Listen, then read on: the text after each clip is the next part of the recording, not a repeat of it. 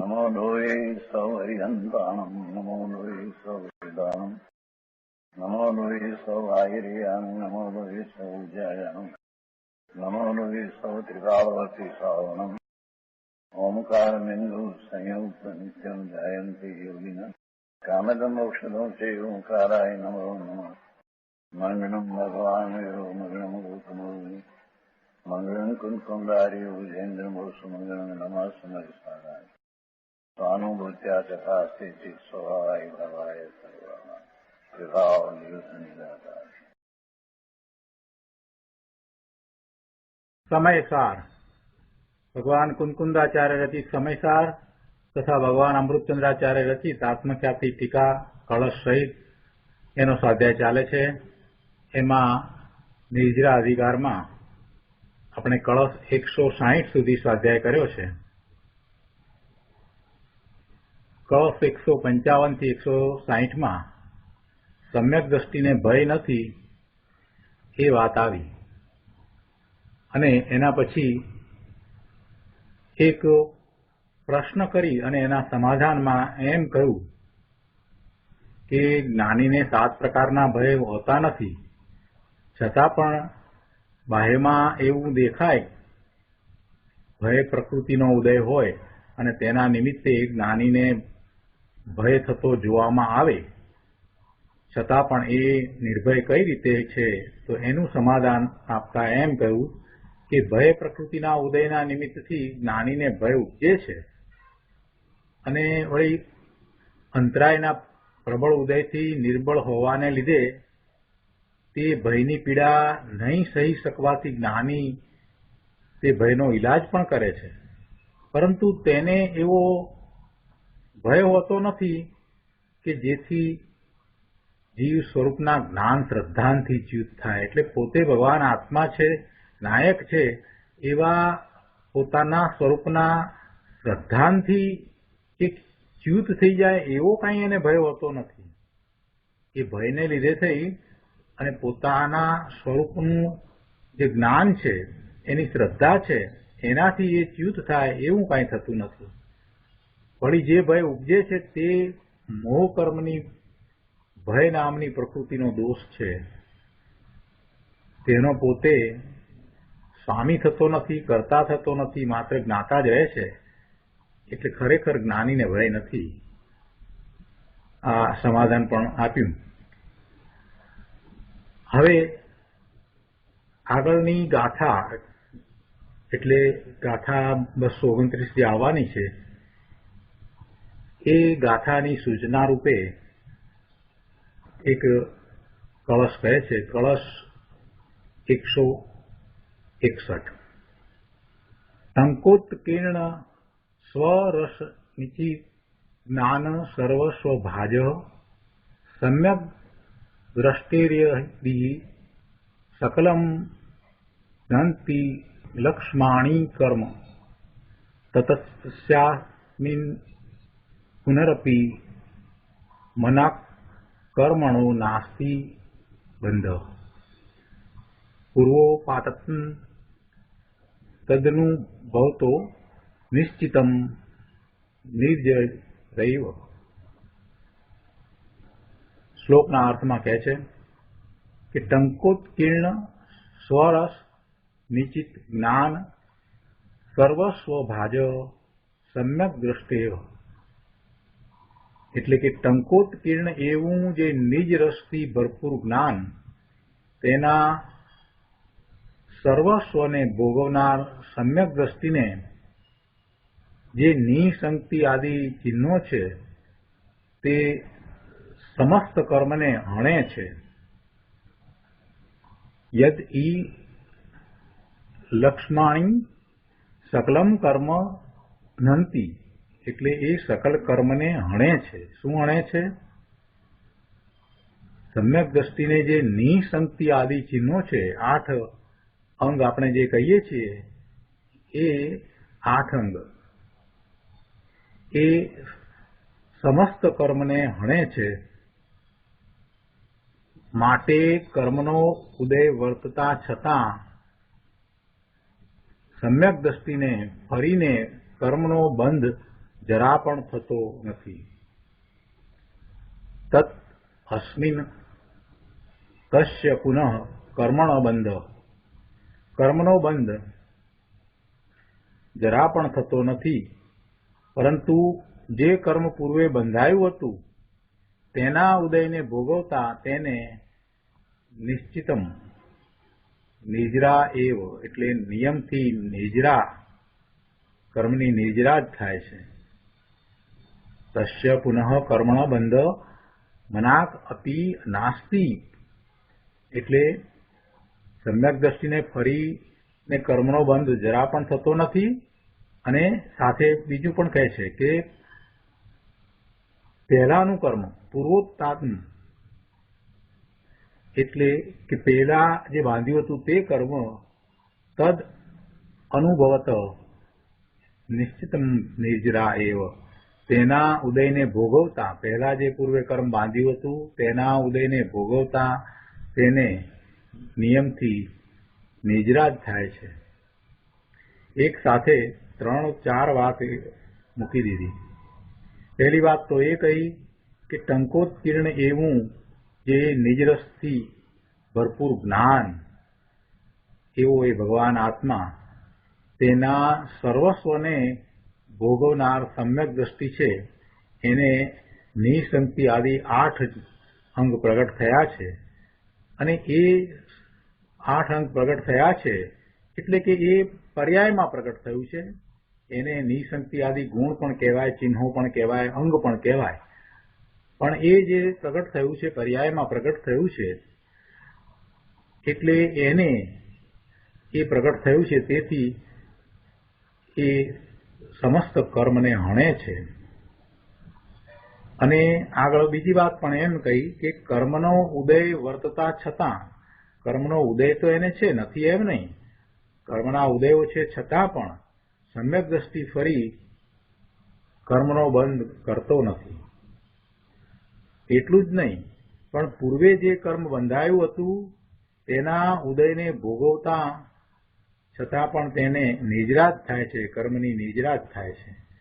એટલે આ 3 વાત મુખ્યતાથી લીધી. અને પહેલી વાત જે છે એમાં એ વાત પણ સાથે લઈ લીધી કે ભગવાન આત્મા નિજરસથી ભરપૂર છે, જ્ઞાન સ્વભાવી છે અને એને સમ્યક દ્રષ્ટિ ભોગવનાર છે.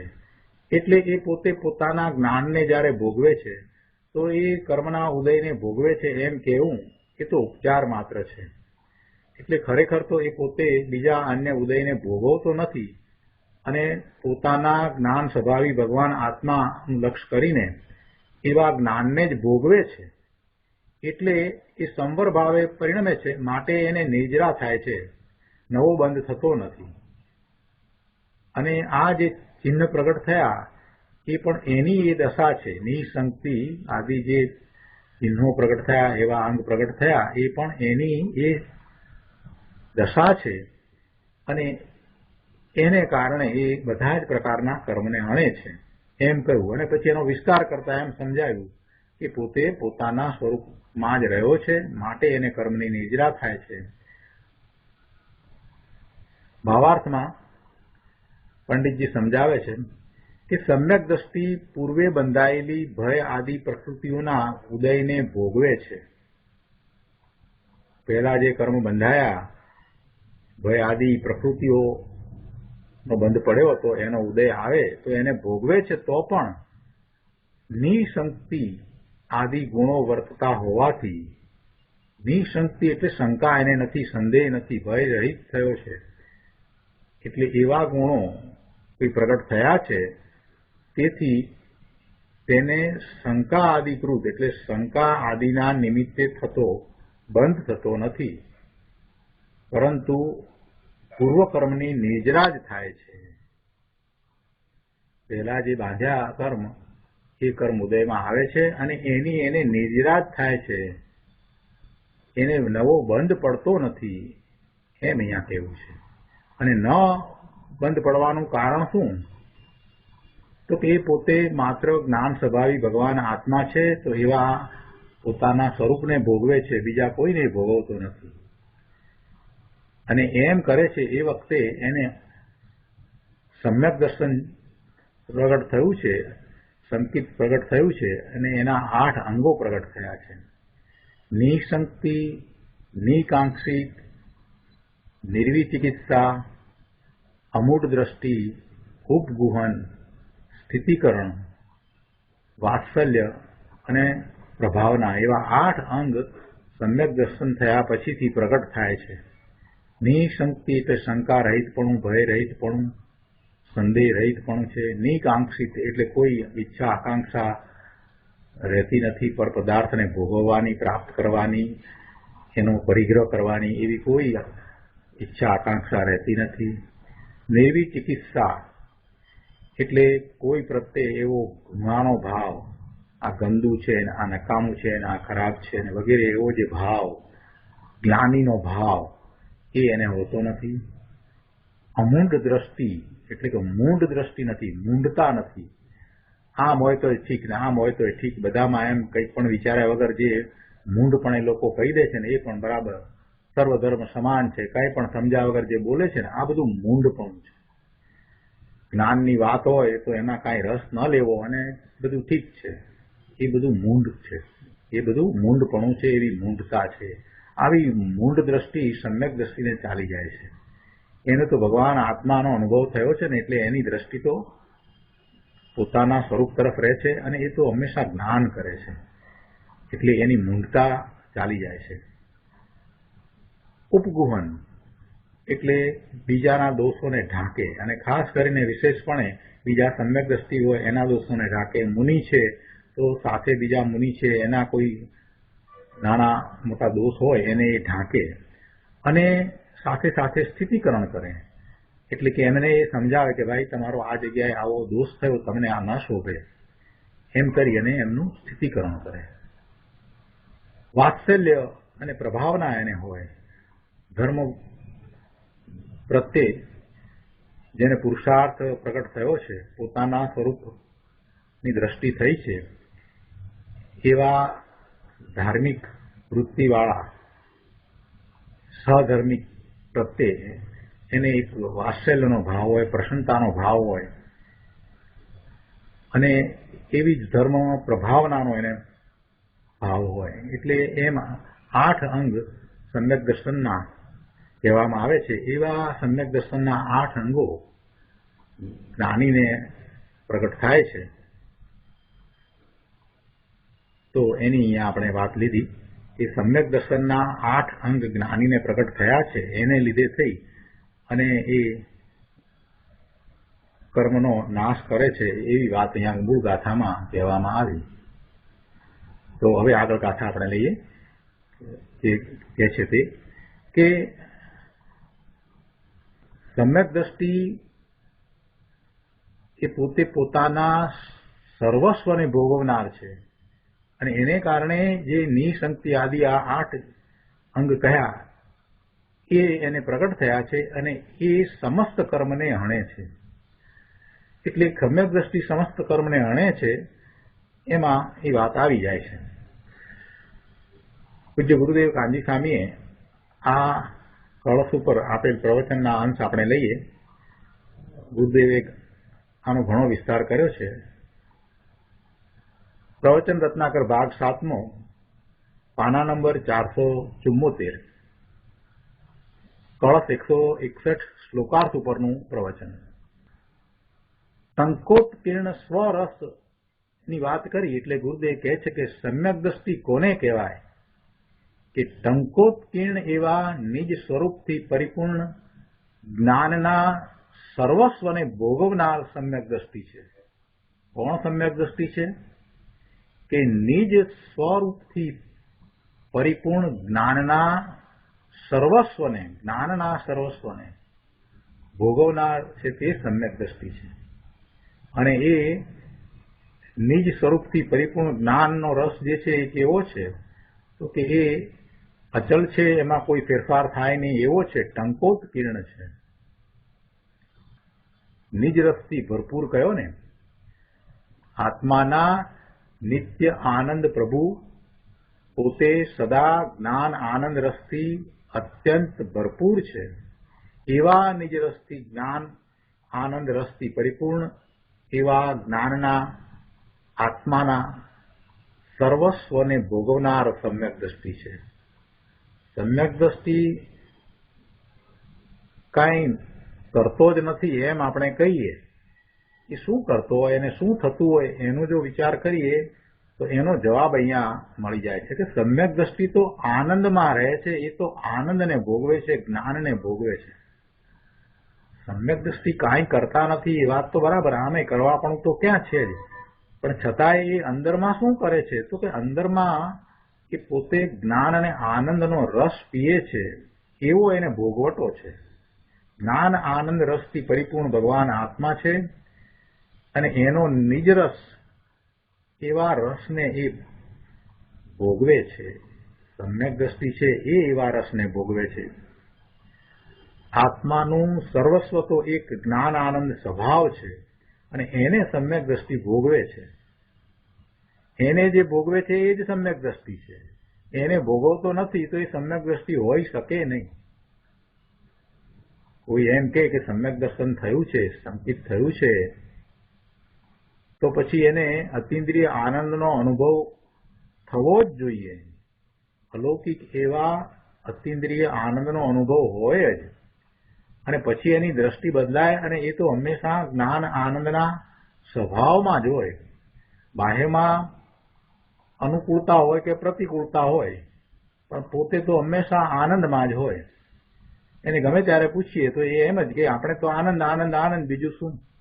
અને આવા સમ્યક દ્રષ્ટિને મને મળવાનું સદભાગ્ય પ્રાપ્ત થયું છે, એમની સાથે રહેવાનું સદભાગ્ય પણ મને પ્રાપ્ત થયું છે, એટલે હું આ વાત જાણું છું. જે સંયોગોમાં બીજો કોઈ હોય તો એ એમ જ કહે કે કંટાળી ગયા, હેરાન થઈ ગયા, પરેશાન થઈ ગયા, વગેરે વગેરે ખૂબ બધું વર્ણન કરે. તમારા ઇન્ડિયામાં તો આમ ને તેમ ને, આવી બસની સર્વિસ ને, આવું બધું ગંદુ ને ગંદકી ને, ટોયલેટમાં આટલી બધી ગંદકી ને, હેરાન પરેશાન થઈ ગયા, 6 કલાકની મુસાફરીમાં ધૂળ, બીજું કાંઈ ન મળે, આવું બધું વર્ણન કરે. એને એક નાનકડી 5-6 કલાકની મુસાફરી કરીને આવ્યા હોય એટલે ખૂબ જાણે કે હેરાન થઈ ગયા.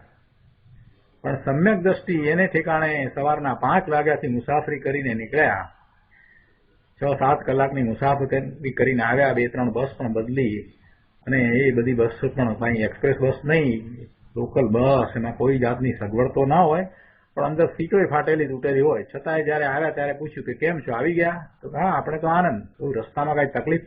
ના, એમાં આપણે તો આનંદમાં હતા.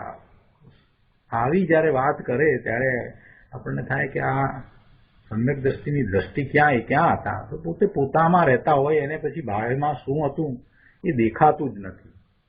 આ તો અનુભવ સહિતની વાત કહું છું ભાઈ, એમાં કોઈ અતિશયોક્તિ ન સમજશો. એમને આ મુખ ઉપર પણ ક્યાંય એમ નહોતું દેખાતું કે હા બરાબર એમને તકલીફ પડી. આનંદ, આપણે તો આનંદ, બીજું શું. એટલે સમ્યક દ્રષ્ટિની દ્રષ્ટિ બદલાઈ જાય છે એ તો પોતે જ્ઞાન આનંદ રસથી ભરપૂર પોતાના સ્વરૂપને અનુભવે છે. એટલે બહારમાં શું ચાલે છે, શું નથી ચાલતું, કેવું છે, અનુકૂળ છે કે પ્રતિકૂળ છે, એના તરફ એનું લક્ષ પણ જતું નથી. એ તો પોતે પોતાના જ્ઞાન આનંદ સ્વભાવને ભોગવે છે. એ વાત તો અહીંયા ગુરુદેવે કરી છે. આત્માનું સર્વસ્વ તો એક જ્ઞાન આનંદ સ્વભાવ છે અને તેને ભોગવે છે, તે સમ્યક દ્રષ્ટિ છે. સમ્યક દ્રષ્ટિની તો આવી દશા હોય છે, પ્રભુ શું વાત કરીએ. ને 475માં પાના પર અહીંયા આગળ કહે છે બીજા પેરેગ્રાફમાં કે જ્ઞાની પોતાના નિજ રસનો પુણ્ય પાપના રાગ રસથી જુદો એવો પોતાનો નિજ રસ છે. નિજ રસ એક એવો છે, આ બધા પુણ્ય પાપના શુભાશુભ ભાવના જે રસ છે એનાથી ભિન્ન છે, જુદો છે. એવા નિજ રસનો, પોતાના જ્ઞાન આનંદ રસનો અનુભવ કરવા વાળો છે. અને કેવો છે એ નિજ રસ? તો કહે છે કે પરિપૂર્ણ છે. આત્મામાં જ્ઞાન અને આનંદનો રસ પરિપૂર્ણ છે, એમાં કાંઈ અધુરાશ નથી. હવે એનાથી વિશેષ કાંઈ મળે નહીં, એ પૂર્ણ છે, બધી રીતે પૂર્ણ પરિપૂર્ણ છે. અને પાછો કેવો છે? ટંકોત્કીર્ણ શબ્દ મૂક્યો છે ને, એટલે કહે છે કે વળી તે ધ્રુવ છે. સમ્યક દ્રષ્ટિની દ્રષ્ટિ એક ધ્રુવ ઉપર છે, એક ધ્રુવ જ એનું ધ્યેય છે, તો કહે છે નિજ રસથી ભરપૂર પોતાના સર્વસ્વને ભોગવનાર જ્ઞાની છે. સર્વસ્વ કહેતા સર્વ નામ સંપૂર્ણ જ્ઞાન અને આનંદ અને સ્વ એટલે પોતાનો જ્ઞાન અને આનંદ એ પણ પરિપૂર્ણ એવા પોતાના સંપૂર્ણ જ્ઞાન અને આનંદને જ્ઞાની ભોગવે છે. અને એવું ભોગવનારો છે એ જ જ્ઞાની ધર્મી સમ્યક દ્રષ્ટિ છે. બીજો કોઈ સમ્યક દ્રષ્ટિ નથી. લોકો કહે છે ને ભક્તિમાં આમ લીન થઈ ગયા ને તેમ લીન થઈ ગયા. ભાઈ પરની ભક્તિ કરવામાં શું લીનતા થાય? પરમાં કાંઈ જવાય છે? બીજાના આત્મામાં કાંઈ જવાય છે? પ્રભુની ભક્તિ કરીએ, તીર્થંકર ભગવાન ને કેવળી ભગવાન ને એ બધાની અમે તો ભક્તિ કરતા કરતા, સિદ્ધ ભગવાનની ભક્તિ કરતા કરતા એમાં અમે લીન થઈ જઈએ છીએ. લીન તો ભાઈ તું સંગીતમાં થાય છે, બાકી કોઈ બીજાના આત્મામાં લીન થવાય નહીં. પોતાના સ્વરૂપમાંથી આવતા આનંદમાં લીન થવાય. પણ એમ ના બને કે તીર્થંકર ભગવાન સામે બિરાજતા હોય તો એમના આત્મામાં આપણે લીન થઈએ, એવું તો બની શકતું જ નથી. એટલે ભક્તિને પણ સમજ્યા નથી અને એવી ગાંડી વાતો કરતા હોય છે. ભક્તિ તો અહોભાવ છે. તીર્થંકર ભગવાનની કરુણા, સિદ્ધ ભગવાનની કરુણા કે આપણને પોતાના સમાન કહ્યા, આપણને સક્ષમ કહ્યા કે આપણે પણ એવા પૂર્ણ જ્ઞાન સ્વભાવને પ્રાપ્ત કરી શકીએ, એવી સર્વજ્ઞતાને પ્રાપ્ત કરી શકીએ, કેવળ જ્ઞાન પ્રાપ્ત કરી શકીએ, સિદ્ધત્વ પ્રગટ કરી શકીએ એવા સમર્થ છીએ. એમ જ્યારે કહ્યા છે કે મોટામાં મોટી એમની કરુણા છે. અને સાથે સાથે કેવી રીતે એવા શુદ્ધ સ્વરૂપને પ્રાપ્ત કરાય એનો માર્ગ એમણે દર્શાવ્યો છે. એ માર્ગ બરાબર દર્શાવ્યો છે. પોતે એ માર્ગે ચાલીને એ માર્ગ દર્શાવ્યો છે અને એવા માર્ગનો ઉપદેશ આપણને એમાંથી મળી રહે છે કે આ જ માર્ગ છે. એટલે આવી કરુણા જેમણે કરી છે એમના પ્રત્યે અહોભાવ આવે છે. અને અહોભાવ આવવાનું એક બીજું પણ કારણ છે કે જે એ માર્ગમાં છે અને પુરુષાર્થ કરી રહ્યો છે અને પોતે પોતાના સ્વરૂપમાં ક્ષણ માટે જાય છે અને પછી પાછો બહાર આવે છે, ત્યાં વધારે સમય રહી નથી શકતો, લીનતા કે સ્થિરતા થતી નથી. એટલે એને સમજાય છે કે તીર્થંકર ભગવાનનો, કેવળી ભગવાનનો પુરુષાર્થ કેવો કે એ એમાં લીનતા કરી અને સ્થિરતા કરી શક્યા. એટલે એને એમના પુરુષાર્થનું મહાત્મ્ય સમજાય છે કે આવો અપૂર્વ પુરુષાર્થ, આવો. એટલે એ પુરુષાર્થને સમજે છે. એટલે તીર્થંકર ભગવાન અને કેવળી ભગવાન પ્રત્યે એને અહોભાવ આવે છે કે ઓહો પ્રભુ, તમારો પુરુષાર્થ તો ગજબનો પુરુષાર્થ છે. અમે તો એવો પુરુષાર્થ કરવા જઈએ છીએ તો કરી પણ શકતા નથી. એટલે મસ્તક ઝૂકી જાય છે. અને એ જ ભક્તિનો ભાવ છે. અહોભાવ છે એ તો ભક્તિનો ભાવ છે. એટલે એમની કરુણા અને એમના પુરુષાર્થને લીધે એમના તરફ ભક્તિનો ભાવ આવે છે. પણ આ ભક્તિ ભાવ એ શુભ ભાવ છે અને એના દ્વારા કઈ એ તીર્થંકર ભગવાન કે કેવળી ભગવાનના સ્વરૂપમાં લીનતા કે સ્થિરતા થતી નથી. એટલે ભક્તિ રસમાં લીન થઈ ગયા એવી જે વાત છે એને જે રીતે સમજવામાં આવે છે એ બધું ખોટું છે. ભક્તિનો ભાવ તો અહોભાવ છે. અહોભાવને લીધે થઈ અને પોતે ક્યાં છે, કેવડો છે એ એને ખ્યાલ આવે છે અને પોતાને કેવો પુરુષાર્થ કરવો જોઈએ એ ખ્યાલ આવે છે. પણ એથી કરીને કંઈ પુરુષાર્થ થઈ જાય છે એમ થતું નથી. ભક્તિ દ્વારા અહોભાવ આવે પ્રભુ પ્રત્યે એટલે કંઈ પુરુષાર્થ નથી થતો. પુરુષાર્થ તો એને પોતાના સ્વરૂપમાં કરવાનો છે. એટલે ભક્તિ દ્વારા કાંઈ સ્વરૂપની પ્રાપ્તિ થઈ જાય એમ નહીં. ભક્તિ દ્વારા તો પોતાને ખ્યાલ આવે કે તીર્થંકર ભગવાને જે પુરુષાર્થ કર્યો છે એ અપૂર્વ પુરુષાર્થ છે અને એના પ્રમાણમાં પોતે જે પુરુષાર્થ કરી રહ્યો છે એ બહુ જ નબળો પુરુષાર્થ છે. એટલે એમના પ્રત્યે એને એવો અહોભાવ આવે છે કે પ્રભુ આપના પુરુષાર્થની તો શું વાત કરવી. એટલે મસ્તક ઝૂકી જાય છે અને એમાંથી પાછો પ્રેરણા લે છે. પણ એ બધું જે છે એ ભક્તિમાં રહ્યું. પણ એ પ્રેરણા વગેરે લઈને છેવટે પુરુષાર્થ તો પોતે જાતે પોતાના સ્વરૂપમાં કરવાનો છે. એટલે ભક્તિ એ કંઈ પુરુષાર્થ નથી. ભક્તિ તો પોતાનો ભાવ છે, અહોભાવ છે. આ વાત જે સમજે છે એ સાચો પુરુષાર્થ કરે છે, એ સાચી ભક્તિ કરે છે. સાચી ભક્તિ એટલે કે એને એ સાચો અહોભાવ આવે છે. બાકી તો કોઈક અપેક્ષા સાથે ભગવાનની ભક્તિ કરે છે એ તો રાગમાં જ રાચી રહ્યા છે અથવા તો સંગીતને માણે છે, બીજું કાંઈ કરતા નથી. અહીંયા તો આ વાત કહે છે કે સર્વ એટલે સંપૂર્ણ જ્ઞાન અને આનંદ, અને એ પણ કોનું? પોતાનું. પોતાના સંપૂર્ણ જ્ઞાન અને આનંદને જ્ઞાની ભોગવનારો છે. એ પોતાના જ્ઞાન અને આનંદમાં એ લીન થાય છે, એને એ ભોગવે છે. અને એને જયારે એ ભોગવે ત્યારે પછી બહારમાં બીજું કાંઈ ભોગવાય કે ન ભોગવાય એ તરફ એનું લક્ષ પણ જતું નથી. એ પ્રત્યે એને કોઈ રાગ નથી, રુચિ નથી. એટલે પરને એ ભોગવતો નથી. બહુ સરસ વાત કરી છે. આખી શરૂઆત એવી કરી છે કે એ ક્યાં છે? એ પોતે પોતાનામાં છે, માટે એ પર સાથે કોઈ સંબંધ ધરાવતો નથી. એ વાત ખૂબ સ્પષ્ટ થઈ જાય છે. એને વિષયમાં કાંઈ રસ નથી. આ પાંચે ઇન્દ્રિયોના વિષયો છે, એના પ્રત્યેનો રાગ છે, એ બધું તો એને ઝેર જેવું લાગે છે. કેમ ઝેર જેવું લાગે છે? કેમ કે અંદરમાંથી આવતો જ્ઞાન અને આનંદનો જે રસ છે એને છોડીને આ જે પરમાં જવું પડે છે, એમાં એને દુઃખ થાય છે, પીડા થાય છે.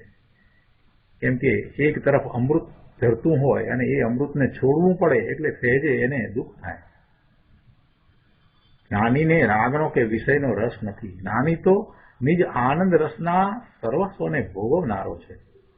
જ્ઞાનીની વાત કરી છે ભાઈ, આ તો બહુ સરસ વાત છે. શું કરે જ્ઞાની? ઘણાને એમ થાય કે સમ્યક દર્શન થાય પછી શું કરવાનું? જુઓ, સમ્યક દર્શન થયા પછીથી કેવી રીતે આનંદ હોય એ વાત અહીંયા તો સમજાવી છે.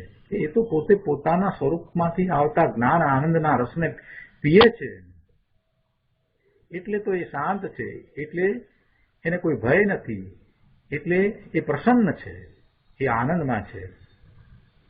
એને બહારના સંયોગો સાથે શું સંબંધ છે? અંદરમાંથી એને તો આનંદ આવી રહ્યો છે, પછી શું વાત કરવી?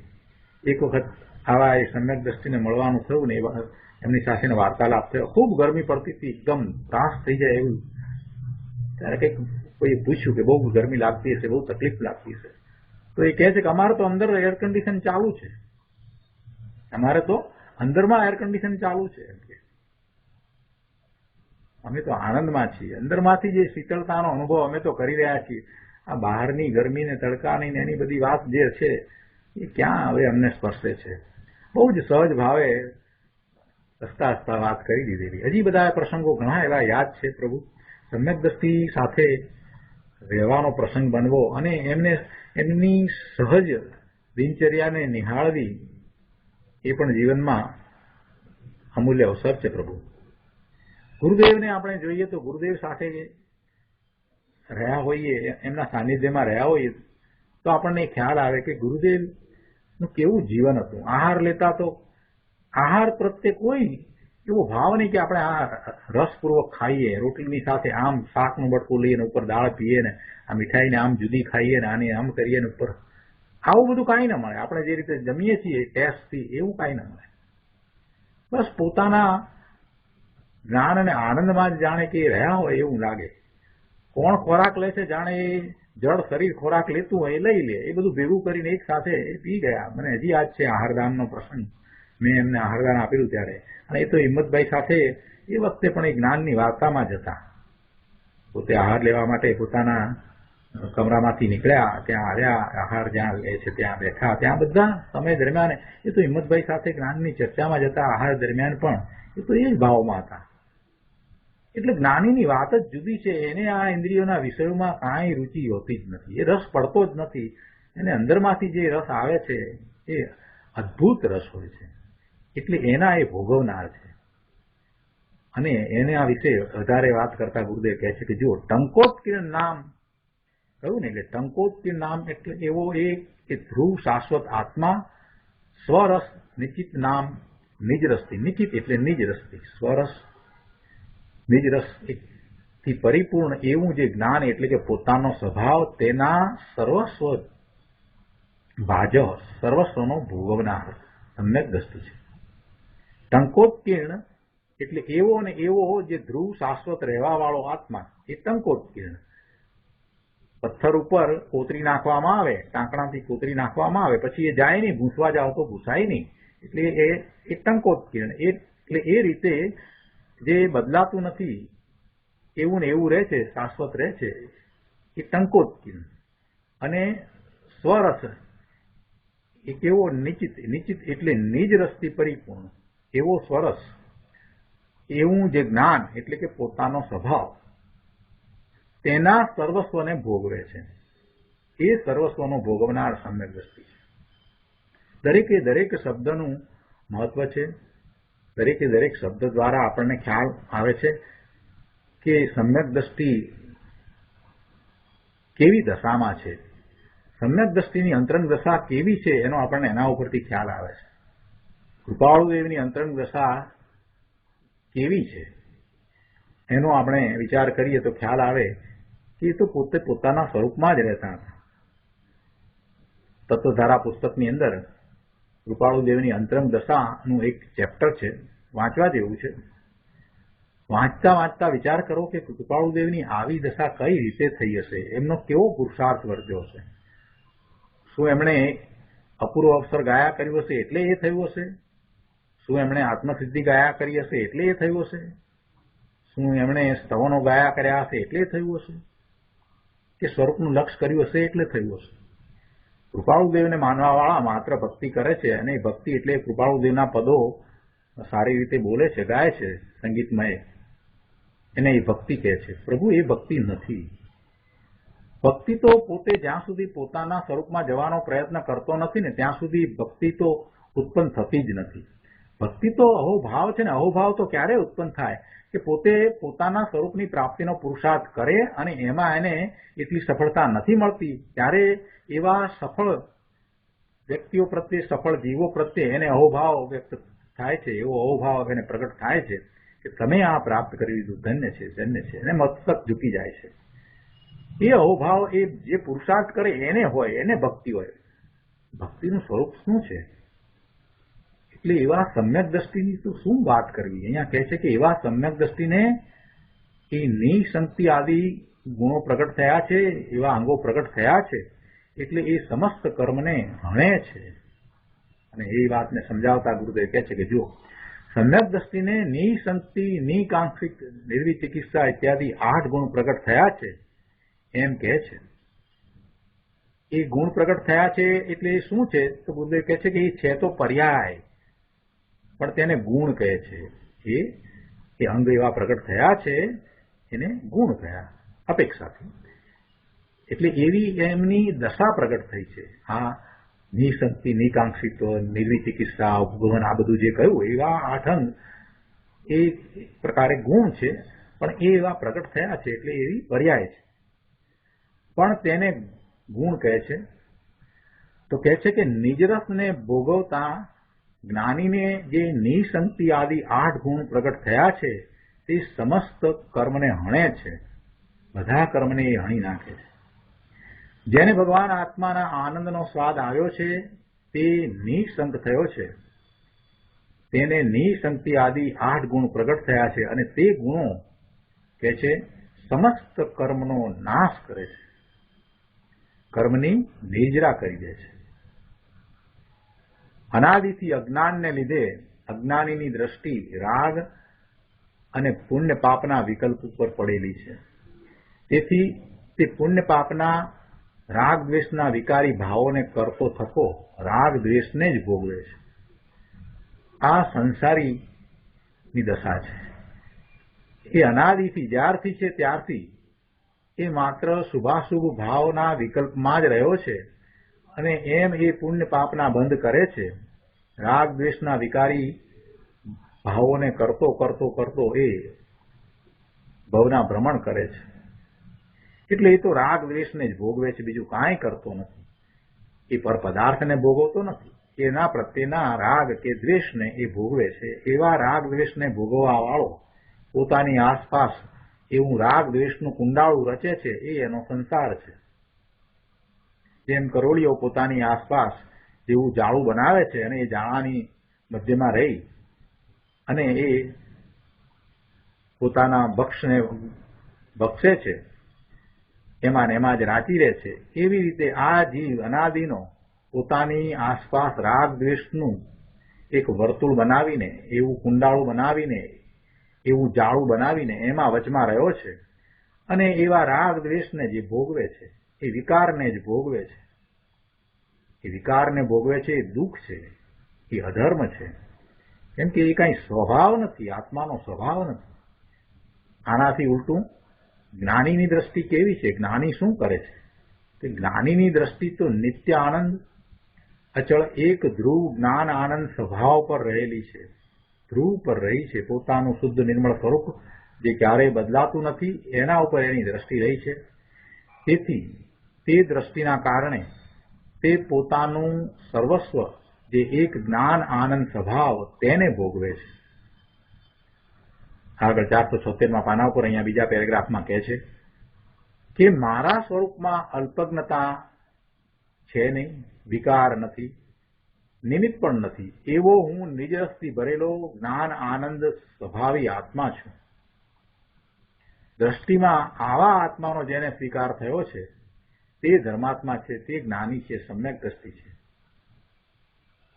નિસંગતિ આદિ 8 ગુણો પ્રગટ થયા છે તે સમસ્ત કર્મને હણે છે. આ અશુદ્ધતા અને કર્મ કેમ હણાય છે એ અહીંયા કહ્યું. પોતાના પરમ શુદ્ધ પૂર્ણ આનંદ સ્વરૂપને ભોગવતા જ્ઞાનીને જે નિસંગતિ આદિ ગુણો પ્રગટ છે તે સર્વ કર્મનો નાશ કરી દે છે, અશુદ્ધતાને મિટાવી દે છે. એટલું જ નહીં, પણ હજી આગળ પણ કહે છે કે માટે કર્મનો ઉદય વર્તતા છતાં સમ્યક દ્રષ્ટિને ફરીને કર્મનો બંધ જરા પણ થતો નથી. કર્મનો નાશ કરી દે છે. અને આગળ બીજી પણ વાત કરી છે કે તત અસ્મિન તસ્ય પુનઃ કર્મણા બંધ માનાત અપી નાસ્તિ. એટલે કર્મનો ઉદય વર્તે છે છતાં પણ સમ્યક દ્રષ્ટિને ફરીને કર્મનો બંધ જરા પણ થતો નથી. કર્મનો બંધ જરા પણ થતો નથી એમ કે છે. એટલે શું? કે પોતાનું સર્વસ્વ, પોતાનો જે અતિન્દ્રિય જ્ઞાન આનંદ સ્વભાવ તેને ભોગવતો જ્ઞાની નિસંગતિ આદિ પ્રગટ 8 ગુણ વડે કર્મને હણે છે. તેથી કર્મનો ઉદય વર્તતા છતાં તેને ફરીને જરા પણ કર્મબંધ થતો નથી. કેમ કે એ પોતે પોતાના જ્ઞાન સ્વભાવી ભગવાન આત્માને અનુભવે છે. એટલે સંવરની દશા છે, આશ્રવ નથી થતા, અને આશ્રવ નથી એટલે બંધ નથી. કર્મના ઉદય છે છતાં પણ આશ્રવ નથી, સંવરની દશા છે તો એને બંધ પડતો નથી. આ સમકિતિની વિશેષ દશા છે. અહીં જ્ઞાનીને કિંચિત અલ્પબંધ થાય છે. જુઓ, એ પોતે નિર્વિકલ્પ ધ્યાનમાં નથી અને એનું લક્ષ્ય બહારમાં જાય છે. કર્મના ઉદય છે, સંયોગો આવ્યા છે તો એ તરફ એનું લક્ષ્ય જાય છે, તો એને જેટલો એમાં રાગ છે એટલો બંધ પણ પડે છે.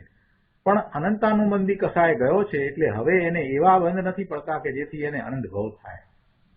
બહુ ઓછા પ્રમાણમાં બંધ થાય છે. ચોથે ગુણ સ્થાને છે તો પણ માત્ર અનંતાનુબંધી કસાય એક ગયો છે અને હજી 3 કસાય તો ઉભા છે, છતાં પણ એને અલ્પ બંધ છે. કેમ કે અનંતાનુબંધી કસાય ગયો એટલે મોટું કામ થઈ ગયું. 5મે ગુણ સ્થાને છે તો કસાયની 2 ચોકડી ગઈ છે, અને 6ઠે ગુણ સ્થાને છે તો કસાયની 3 ચોકડી ગઈ છે. એટલે જેવી દશા છે એ પ્રમાણે એને જે સંયોગો પ્રાપ્ત છે એનું લક્ષ્ય થતા એને કિંચિત રાગ પણ થાય છે અને બંધ પણ થાય છે. પણ એને અહીંયા ગણતરીમાં લીધો નથી. અહીંયા એને ગણતરીમાં લીધો નથી. જ્ઞાન અપેક્ષાએ જો વિચાર કરવા જઈએ તો જેટલો રાગ છે એટલો બંધ છે. જ્ઞાનની મુખ્યતાથી વિચાર કરીએ તો જ્ઞાનીને પણ જ્યાં સુધી પૂર્ણ દશા પ્રગટ ન કરે ત્યાં સુધી જેટલો રાગ છે એટલો બંધ થાય છે. પણ દ્રષ્ટિની મુખ્યતાથી વિચાર કરીએ તો આવા અલ્પબંધને ગણતરીમાં લેતા નથી. એટલે એમ કહે છે કે સમ્યક દ્રષ્ટિને નવા કર્મનો બંધ પડતો નથી. કેમ કે દ્રષ્ટિ એની શુદ્ધ સ્વરૂપ પર રહી છે અને અતિ અલ્પ બંધ કરે છે અને ઘણી નિર્જરા કરે છે. એટલે એમ કહેવાય કે એને નવા બંધ પડતા નથી. એ વાતને અહીંયા સમજાવી છે કે અહીં જ્ઞાનીને કિંચિત અલ્પ બંધ થાય છે પણ તેની ગણતરી ઘણી નથી. વિતરાગ સ્વરૂપી જ્ઞાન આનંદ સ્વરૂપી અભેદ એક આત્માની જ્યાં દ્રષ્ટિ અને અનુભવ થયા ત્યાં ધર્મીને કર્મનો ઉદય વર્તતા છતાં તેને બંધ નથી. કેમ કે તેને ઉદયનું વેદન નથી. એ ઉદયમાં આવે છે એનું લક્ષ્ય થાય છે છતાં પણ એનું વેદન નથી. એ તો વેદ વેદક ભાવમાં આપણે સમજ્યા, બરાબર સમજ્યા છીએ કે જેની દ્રષ્ટિ પરમાં રહી છે અને એ પરને ભોગવવાનો વિચાર કરે છે એવા મિથ્યા દ્રષ્ટિને ખરેખર તો એ પરને ભોગવી નથી શકતો. કેમ કે વેદ્ય ભાવ છે ત્યારે વેદક ભાવ નથી અને વેદક ભાવ છે ત્યારે વેદ્ય ભાવ નથી. બંને ભાવ સાથે હોતા નથી, બંને વચ્ચે કાળભેદ છે. એ વાત આપણે સમજ્યા હતા. અને છતાંય એ એવા ભાવે થઈ અને વિભાવ ભાવે રહી અને કર્મનો બંધ કરે છે. જ્યારે જ્ઞાની છે એ આ વાતને સમજે છે કે પરને ભોગવી શકાતું જ નથી અને એ તો સ્વને ભોગવવા વાળો થાય છે. એટલે કે એનું લક્ષ્ય, એની દ્રષ્ટિ ધ્રુવ પર રહે છે. એટલે એને અનુભવમાં શુદ્ધ નિર્મળ પર્યાય આવે છે. એના વર્તમાન જ્ઞાનની પર્યાયમાં એ શુદ્ધ પરિણમન છે એનો સ્વાદ આવે છે, એને એ અનુભવે છે. એટલે એનો વેદ વેદક ભાવ એ એક પર્યાય રૂપે છે, એ એક સમયનો છે, એક સમયમાં જ છે. જે વેદ્ય છે એ શુદ્ધ પરિણમન છે અને જે વેદનાર વેદક ભાવ છે એ વર્તમાન જ્ઞાનની પર્યાય છે. એટલે એને પોતાના સ્વરૂપની દ્રષ્ટિ થઈ છે એટલે એને તો એવો અનુભવ થાય છે. એટલે એને આત્માના આનંદનું વેદન છે અને એવું આનંદનું વેદન છે ત્યારે પેલા વારમાં જે ઉદય આવ્યા હોય એનું એને વેદન હોતું નથી. એ વાત અહીંયા લીધી છે કે ધર્મીને કર્મનો ઉદય વર્તતા છતાં એવો ઉદય છે અને એને કારણે જે સંયોગો આવ્યા છે તે છતાં એવા ઉદયનું એને વેદન નથી, એને એ ભોગવતો નથી, એને એ અનુભવતો નથી, પરંતુ એને તો આત્માના આનંદનું વેદન છે. જ્ઞાનીને તો એક જ્ઞાતા દ્રષ્ટા સ્વભાવનું વેદન છે, રાગનું વેદન તેને નથી, માટે તેને નવા કર્મો બંધાતા નથી એમ કે છે. બહુ સરસ વાત મૂકી છે. આપણે પહેલા પણ એક પ્રશ્ન આવો લીધો છે, ફરીથી આજે લઈએ છીએ. અહીંયા છેલ્લે પ્રશ્ન કરે છે કે તો શું દુઃખનું વેદન જ્ઞાનીને સર્વથા નથી? અને ગુરુદેવે એનું સમાધાન આપ્યું છે 477માં પાના ઉપર કે ના, એમ નથી. પણ આ કઈ અપેક્ષાએ વાત છે એ તો સમજવું જોઈએ ને. ધર્મીની દ્રષ્ટિ એક પૂર્ણ આનંદ સ્વરૂપ પ્રભુ આત્મા ઉપર છે. તેને જે નિર્મળ સ્વભાવનું પરિણમન થાય તે એનું વ્યાપ્ય છે. વ્યાપક ભાવને યાદ કરો એટલે ખ્યાલ આવશે કે વ્યાપ્ય શું છે. ધર્મીની દ્રષ્ટિ એક પૂર્ણ આનંદ સ્વરૂપ આત્મા ઉપર છે. તેને જે નિર્મળ સ્વભાવનું પરિણમન થાય એ સ્વભાવનું પરિણમન એ એનું વ્યાપ્ય છે. પરંતુ પેલું વિકારનું પરિણમન છે એ એનું વ્યાપ્ય નથી. કેમ કે દ્રષ્ટિ સ્વભાવ ઉપર છે એટલે સ્વભાવ ઉપર દ્રષ્ટિ છે એટલે જે શુદ્ધ પર્યાય, નિર્મળ પર્યાય છે એ એનું વ્યાપ્ય છે. વિકારી પરિણમન એ એનું વ્યાપ્ય નથી. દ્રષ્ટિ સ્વભાવ ઉપર છે ને, તેથી વિકારનું પરિણમન એનું વ્યાપ્ય નથી. આ અપેક્ષાએ કહ્યું કે જ્ઞાનીને રાગનું વેદન નથી. બાકી જ્ઞાનની અપેક્ષાએ જો વિચાર કરીએ તો સમ્યક દ્રષ્ટિને છઠ્ઠે ગુણસ્થાને મુનિને પણ કિંચિત વિકાર ભાવ છે, રાગ પણ છે, એટલું વેદન પણ છે અને એવો અલ્પબંધ પણ પડે છે. પરંતુ દ્રષ્ટિ અને દ્રષ્ટિના વિષયની અપેક્ષાએ જો વિચાર કરીએ તો એવા એ અલ્પબંધને ગૌણ કરી અને કહેવાય કે સંકિતિને રાગનું વેદન નથી. અહીં તો કિંચિત અસ્થિરતાના વેદનની મુખ્યતા નથી અને ગૌણ કરી અને સમજાવવામાં આવ્યું છે. દ્રષ્ટિ અને દ્રષ્ટિના વિષયની મુખ્યતાથી કથન કરવામાં આવ્યું છે. 477માં પાના ઉપર ચોથા પેરેગ્રાફમાં ગુરુદેવ કહે છે કે જ્ઞાનીને નિસંગતિ આદિ ગુણોના કારણે કર્મનો ઉદય વર્તતા છતાં કર્મનો બંધ જરા પણ થતો નથી. હવે આના પરથી કોઈ એમ લઈ લે કે સંકિતિને જરાય દુઃખનું વેદન નથી તો એ બરાબર નથી. અહીં તો દ્રષ્ટિનો વિષય જે પરિપૂર્ણ પ્રભુ આત્મા છે, દ્રષ્ટિનો વિષય ભગવાન આત્મા પૂર્ણ છે અને એની દ્રષ્ટિ એવા ધ્રુવ પર રહી છે. એટલે દ્રષ્ટિ અને દ્રષ્ટિનો વિષય જે પરિપૂર્ણ પ્રભુ આત્મા છે તેની દ્રષ્ટિમાં જ્ઞાની પોતાના સર્વસ્વને ભોગવનાર છે એમ કહ્યું છે. એ વાત અહીંયા તો કહી છે. એટલે કોઈ વાતને એકાંતે નહીં લેવી, એની જે અપેક્ષા છે એ બરાબર સમજવી. આગળ 478માં પાના ઉપર બીજા પેરેગ્રાફમાં કહે છે, હવે ગાથાની વાત આગળ ચલાવતા કહે છે કે પરંતુ જે કર્મ પૂર્વે બંધાયું હતું તેના ઉદયને ભોગવતા તેને નિયમથી તે કર્મની નિજરાત થાય છે. એ ભલે એવા ઉદયમાં હોય છતાં પણ એને તો કર્મની નિજરાત થાય છે. ઉદયને ભોગવતા એમ કહ્યું ને, મતલબ કે ઉદયમાં જરી લક્ષ જાય છે પણ તે ખરી જાય છે, બંધ પમાડતું નથી. અર્થાત દૈત્યને મહાપ્રભુ પૂર્ણ સત્તાનું તત્વ જેણે દ્રષ્ટિમાં લીધું, અનુભવમાં લીધું, તેને નવા કર્મ બંધન થાય નહીં અને જૂના કર્મ હોય તે ખરી જાય, આવી વાત છે. આમ કહ્યું એટલે કોઈએ પ્રશ્ન કર્યો કે ફળ આપ્યા વિના ખરી જાય? ગુરુદેવ કહે કે હા, તે ફળ આપ્યા વિના ખરી જાય છે. ઉદય છે તે નિજરા થઈ જાય છે અને કર્મ તો શું છે? એ તો જડ છે. પણ પર્યાયમાં જે દુઃખનું ફળ આવતું હતું તે આનંદ તરફનો આશ્રય છે, તેથી આવતું નથી. દુઃખનું ફળ એને નથી આવતું. કેમ નથી આવતું? કેમ કે એને ભગવાન આત્માનો આશ્રય લીધો છે, એટલે એને તો આનંદનો આશ્રય છે. અને આનંદનો આશ્રય છે એટલે પેલું દુઃખનું ફળ આવતું હતું એ હવે નથી આવતું. જ્ઞાની થયા દ્રષ્ટિ સ્વરૂપ તરફ રહે છે એટલે આનંદનો અનુભવ છે, એટલે પેલું દુઃખનું ફળ એને હવે નથી. આનંદને અનુભવે છે એટલે એ દુઃખને અનુભવતા નથી. તો આ રીતે આપણે આ કળશ 161 પૂરો કરીએ છીએ.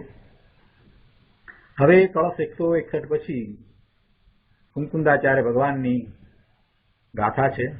આ કળશમાં અમૃતચંદ્રાચાર્ય ભગવાને આ ગાથામાં જે વાત આવવાની છે એ પહેલા કહી દીધી છે. કુંકુંદાચાર્ય ભગવાન એ વાત હવે આ 229મી ગાથામાં કરવાના છે. હવે આ કથનને ગાથાઓ દ્વારા કહે છે. તેમાં પ્રથમ નિશંક્તિ અંગની અથવા તો નિશંક્તિ ગુણની ચિહ્નની ગાથા કહે છે. 8 અંગની વાત કરીને તો પહેલા એ નિશંક્તિ અંગની અહીંયા વાત કરી છે. ગાથા 229.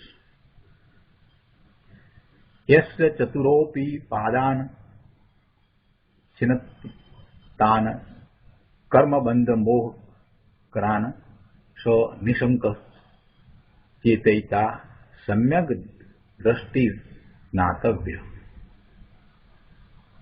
229મી ગાથા ગુજરાતીમાં લઈએ. જે કર્મ બંધન મોહ કરતા પાદ ચારે છેદતો ચિન્મૂર્તિ તે શંકા રહિત સંકિત દ્રષ્ટિ જાણવો. ગાથાના અર્થમાં કહે છે કે જે ચેતયિતા, ચેતયિતા એટલે જાણનાર, દેખનાર, આત્મા, ચેતનાર એ ચેતયિતા.